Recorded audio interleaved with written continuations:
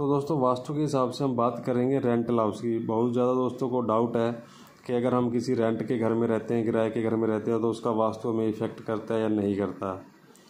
तो दोस्तों घर किसी का भी हो, जो भी उस घर के अंदर रहेगा, उस घर का जो भी वास्तु होगा उसको इफ़ेक्ट करेगा ही करेगा, इसमें किसी भी तरह का कोई डाउट नहीं है। और दूसरी बात दोस्तों ये है कि अगर कोई आप किराए का घर लेना चाह रहे हैं तो आप चाहते हैं उसके अंदर जो मेजर वास्तु दोष है क्या ना हो, ताकि हम उस घर में आराम से रह सकें, तो वो भी हम आपको बताएंगे।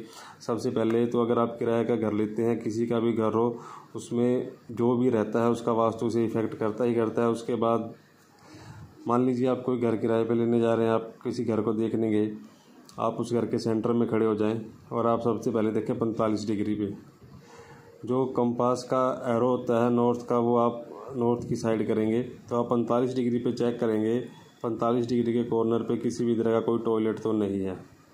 और उसके बाद साथ ही चेक करेंगे आप 225 डिग्री पे किसी भी तरह का कोई टॉयलेट तो नहीं है।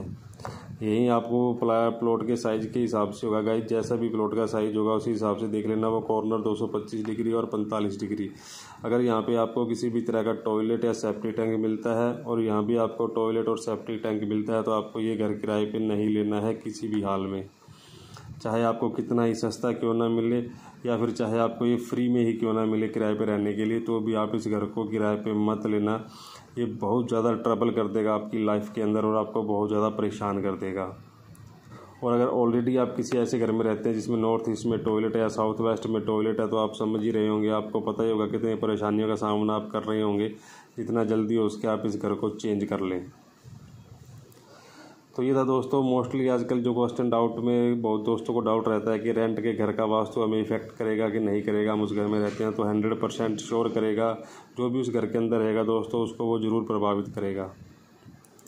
और अगर और कोई डाउट हो तो आप कमेंट बॉक्स में छोड़ना। मिलते हैं नेक्स्ट वीडियो में। Thanks for watching friends.